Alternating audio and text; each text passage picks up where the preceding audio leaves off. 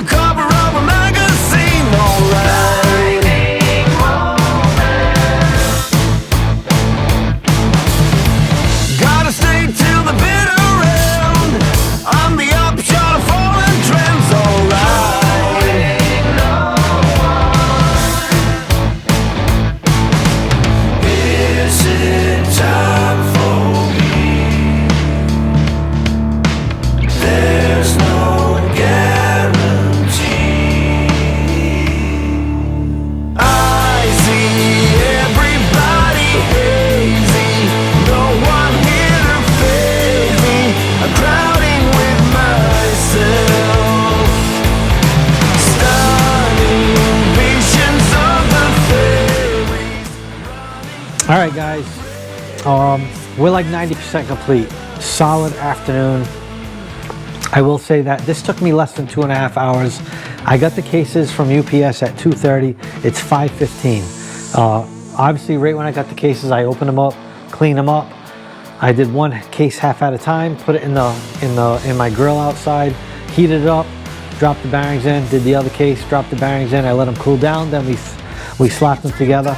So here's the end result. Definitely, it's definitely quick when I have everything here. Super quick. This went really smooth. Thankfully, it went smooth. We just finished Mark's engine, like I was saying yesterday. So I do know these engines pretty well. Out of all the engines I've done, I know these the best.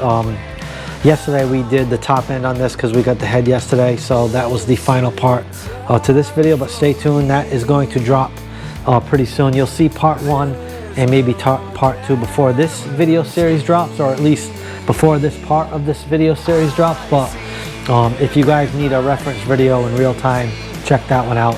And I've done a few years ago too. If you search back 2-3 years ago, I have tons of them. So but that's a wrap for this one, guys. I hope you enjoyed it. Make sure you give me a thumbs up. That helps me a ton. And drop me a comment, let me know what you think. Also, we do have a few other projects we're going to do to this thing, just a few minor things to fix. We will have a couple extra videos on that. I think you guys will enjoy them. One will be the stem bearing. We're going to do that as is, so that'll be a good video for you guys. And then there's a couple broken bolts I mentioned in part 1 of this video series. We're going to extract those and fix that.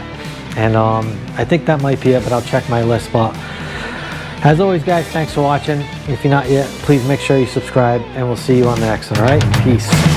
I see